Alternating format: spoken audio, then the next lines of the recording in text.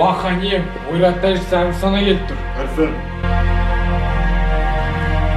Уахан ием, сен біздің қалдан серен секілді ұлы хансың Абылай. Бәлкім одан да көрі биігірек, одан да көрі мархабаттысың. Өйткені сен қонақ жайлылық пен қайырымдылыққа келгенде дүниеде теңдесі жоқ қазақ деген ұлы халыққа хан болып отырсың. Мен мұны көңіліңді табу үшін көлгірсіп айтып тұрғам жоқ. Имандай шыным осы. Басыма қиын қыста өз түскенде ойраттан көрмеген опаны қазақтан көріп отырмын. Ризамын сендерді жолықтырған тәңірге. Көрлеп тәйші. Тәйші, бүйтіп босағаныңа жол болсын. Айрықша алғыс айтатындай не істеп тұр соншама? Мейман достық, қонақ жайлық мен шығарған нәрсе емес. Ата-бабадан қалған сауық дәстүр. Ал екеуміздің арамызға келетін болсақ, қалдан серен алдында андасқан андамыз, сол сөзіміз сөз. Уәде деген Құдайдың екінші аты дегенді білмейсің бе? Білем ғой, бірақ алғыс айтпай тұра алмаймын. Өйткені сөзде тұру үшін таймас табан, қажымас ерлік керек екен. Мен де бұрын төс қағысқан дос, антасқан андаз болмайтын. Қазір солардың бірі жоқ қасымда. Ағайын туыс Селжаттың өзі ойларын аулақ салып безіп кетті. Ал сендер мені қорғап қана қоймай, маншың айдақармен майдан ашқалы отырсыңдар. Соның қарымтасын немен қайтарар екенмін? Мені қинайтын нәрсе осы. Оған бола қысылма, құрметті тәжі. Қазақ қызметін қолма-қол қайтар дейтін Самарқанның сарт емес. Осы сапарда ата жұртыңа оралып, ойрат әулетін құлдықтан құтқарар болсаң, бәріміздің еңбегіміздің өтелгені. Әлбетте батыр, не жеңіс, не өлім. Менде бұдан басқа амал жоқ. Мен өз жасағыма жүргелі тұрмын. Құдай қаласа айтылған межел алдарыңыздан шығып күтіп аламын. Кешелі бүгін ат жақтан келгендер жоқ па? Келгендер көп ақ. Жоңғар шебінен шұбырған босқындар тыйылар емес. Маншың әскері бұлғаққа қатысты деген адамдарды ел көзінше жазалапты. Қара Қытай қанша көп болғанымен Жоңғарияны жұта жей алмайды. Еркіндікті сүйетін ойрат әулеті хан тағының заңды мұрагері.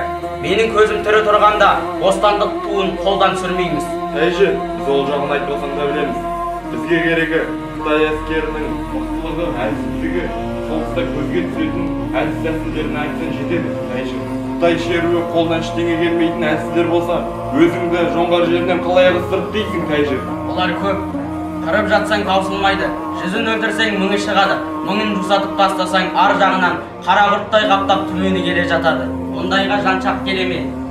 Сонан кейін айтарым, темірдей тәртіп бар оларда. Қытай шеріктері өл десе өледі, тіріл десе тіріледі. Оларда жеке сайыс, жекпе-жек деген жоқ. Жаппай шабуылдап, тізе қоса қимылдайды. Ар жарақ құрал жағы қалай? От қарулар көп дейді ғой. Иә, от қаруы бар екені рас. Білтелі мылтықпен доп ататын жәзайын. Бірақ мылтық түгел емес, жартылай ғана. Қалғандары өзіміз секілді найза, қылыш, садақпен қаруланған. Қытай шерігі айтқан бетінен қайтпайды. Ер жүрек батыр болғандығынан емес, бұйрыққа бой ұсынғандығынан. Өйткені олар өлтірген жауының есебін береді. Өтірік айтуға жол жоқ. Себебі арнайы бөлімге өлтірген жауының сол жақ құлағын есептеп беру керек. Астапыралла, мынасы сұмдық екен, Естімеген елде көп, есекмеген сартта көп деген осы. Сонда бұлар қандығырғын арасынан құлақ теріп жүретін болғаны ғой шамасы. Міне, осындай жауыздармен алысып жүрмін ғой. Осыдан кейін маған негіне қоясыңдар? Тәйші, бұлардың осал тұсын айтпадым ғой. Қытайда пенде бір кемшін жерлері де бар шығар. Ең осал жері алыс жорыққа, аштық пен шөлге шыдамсыз. Құдай берді, онда сасатын ештеңе жоқ. Жау әскерін арқаның ұшы қиырсыз кең даласына бастап барамыз да қасқырға амалға саламыз. Сонда көрейін мен құлақ санағыш батырлардың әуселесін. Қабанбай батыр, сен не дейсің? Жалпы барақтың сөзінде жан бар. Кешеден бері менің де ойымда бір, бұл баяғы бабалардан қалған ежелгі ескі тәсілдердің бірі ғой. Өзінен кіші басым, бірақ жер жатасын білмейтін, жауды сусыз, нусыз шөлге бастап барып, күні түні тыным бермей, алды артынан бірдей соққылауды қасқырғамау деп атайды. Мұндайда жау амалсыз беріледі. Айтқанда бәрі оп-оңай, бірақ сенің бастаған жағыңа Қытай әскері жүре қоя ма? Жүреді, жүргенде қандай? Тегінде Қытай әскеріне керегі әмір сана ғой. Әмір сананың қылпын бір көрсетіп қоямыз да, жапан түзге бір түнде пішкелей береміз. Бәрекелді дарабоз.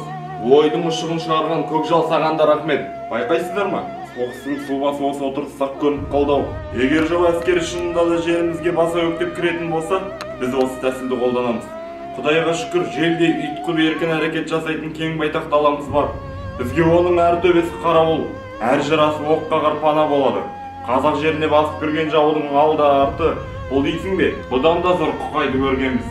Көнегіректің алтын мүйізі Ескендір Зұлқарнайы мен Парсының Кир патшасы да осы далаға олжа іздеп келіп, ой сірә жеңілген деседі. Ендеше атамыз жауға шауып көрмегенде несіне сасқалақтаймыз? Тәуекел, онда іске сәт тәйші. Мен жүрейін, ту түбінде жолығайық.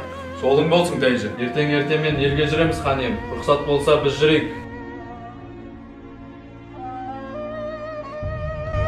Алдағы күндер қалай болады екен? Шығыстағы жауымызды осал деп айтуға да болмайды. Қазақта батыр туған жігіттер де аз емес. Бірақ Қабанбайдың орны бөлек. Дарабоз аламан әскерге айыбын бітіріп, ту түбінде тұрса, қазақтың әскерін Қабанбай бастап келеді деген бір ауыз сөздің өзі бір түмен қолға татиды.